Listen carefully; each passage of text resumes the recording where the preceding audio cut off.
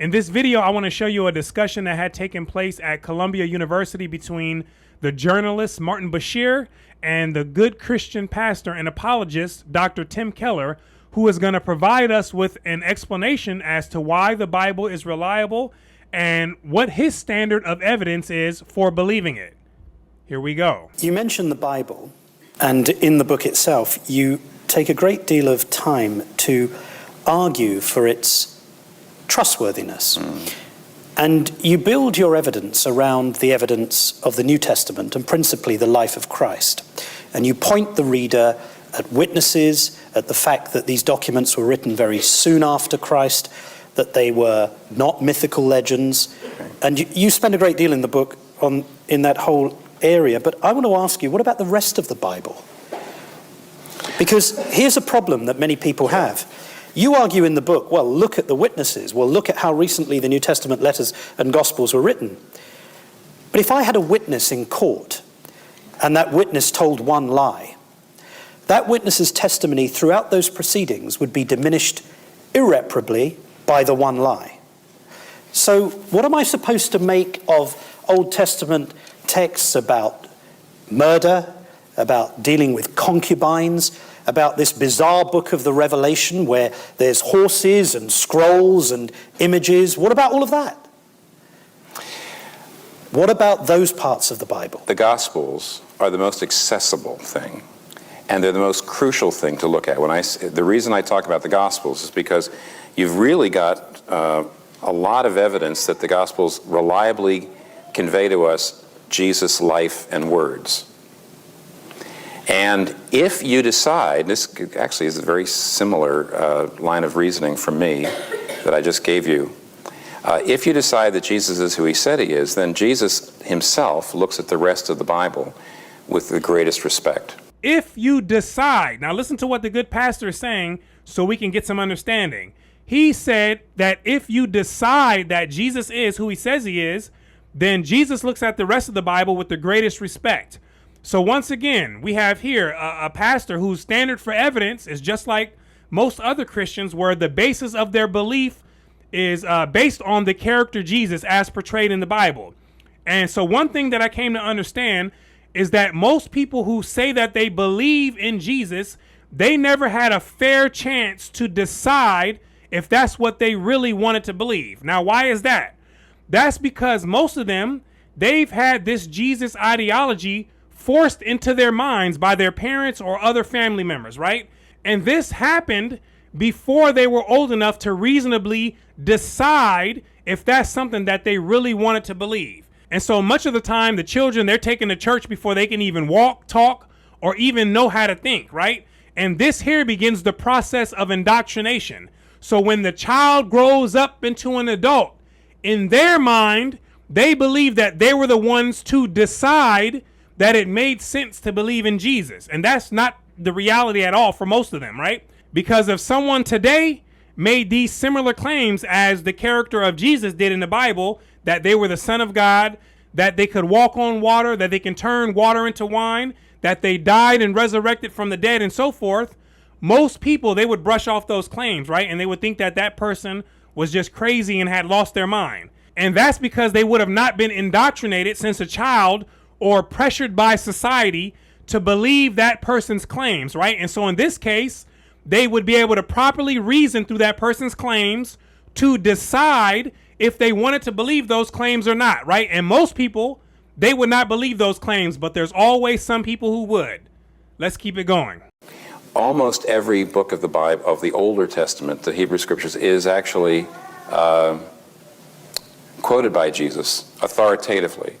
So you can, if you say, I'm going to read the entire Bible and find anything that's incredible to me, and I'm going to decide whether I accept it or not that way, again, if Jesus is who he said he is, then you have to actually deal with the whole Bible because Jesus himself took it as authoritatively.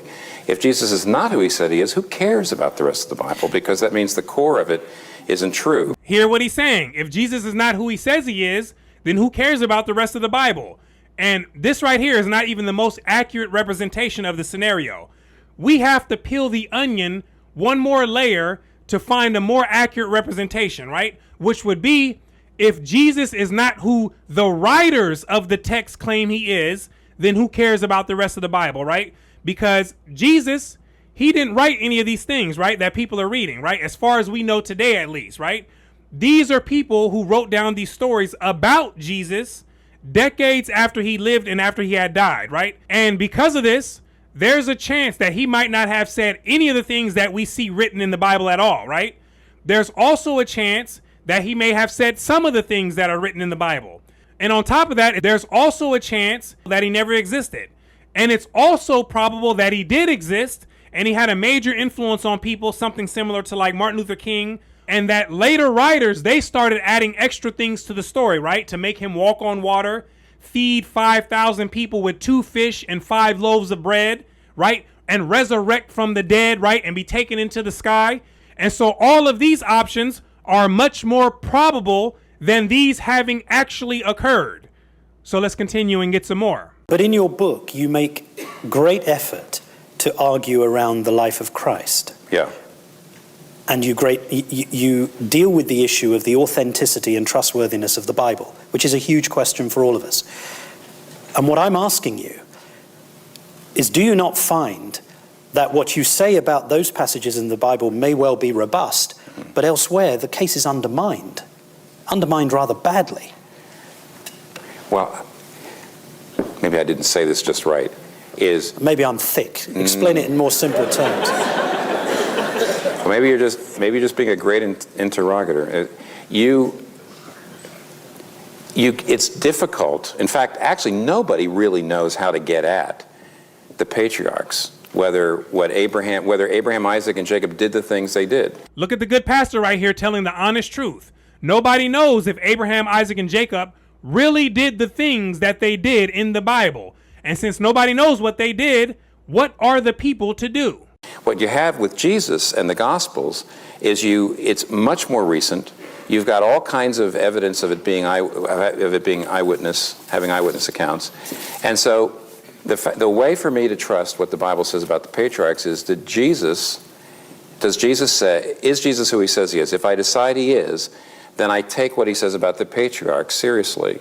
Leave it in the hands of Jesus. And when we really get down to the crux of everything in today's time, in the information age, what you'll find out is that Christianity in particular is relying on this story about Jesus being absolutely right?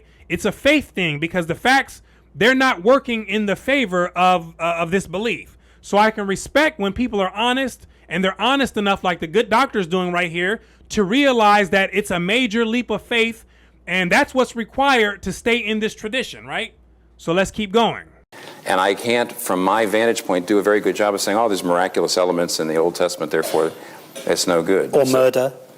Well, actually, murder is done in the Old Testament, but it's not condoned in the Old Testament. Just because something is in a narrative, it's a little easier to read the epistles, where Paul says, I'm writing to you as a pastor, and you're the church, and I want you to do this, this, and this. Very simple. But for example, in Genesis, let me give you this example. In Genesis, you have all kinds of horrible things happening. You've got, for example, Abraham, Isaac, Jacob, they all have more than one wife, polygamy. So many people read the book of Genesis and they say, this is ridiculous. Look at all these contradictions. Here in the Old Testament, it condones polygamy. Robert Alter, who's a great biblical scholar, a Hebrew narrative scholar at Berkeley, I believe. Robert Alter says, anybody who reads the book of Genesis sees all the heroes having multiple wives and thinks, anybody who reads that and thinks that that's condoning polygamy has not learned how to read narrative. Every single person with multiple wives is having an absolutely miserable time. Just read it. And he says, I've got one wife. Yeah. I know what you're talking about. He also says, if you also read it, you have Abel is the good guy rather than Cain, Isaac rather than Ishmael, Jacob ends up being chosen over Esau, and what you actually have is the law of primogeniture, which is the oldest son gets everything, and the law of polygamy, which is men can take all the wives they want. They're undermined by the book of Genesis. And so generally what people do is they read very, very superficially the Old Testament. They see all these horrible things happening. They say, this is a crock. And the answer is they haven't really learned how to read it. And this is just the typical explanation that you'll get from a lot of people in these Bible-based faiths, right? It's teeming in that tradition with a lot of people who believe that they have the right breakdown and that everyone else is wrong, right? It's just what comes with that tradition, and it's what comes with that territory, right? But we appreciate the journalist and the good doctor, Pastor Tim Kelly, for making this example. And hopefully this video has given someone out there a different perspective for you to climb one more rung on that ladder out of the pit to get into the free world where life is much better and it makes more sense. And so I want to thank you for watching all the way until the end. My name is Brooklyn St. Michael, and I'll see you in the free world.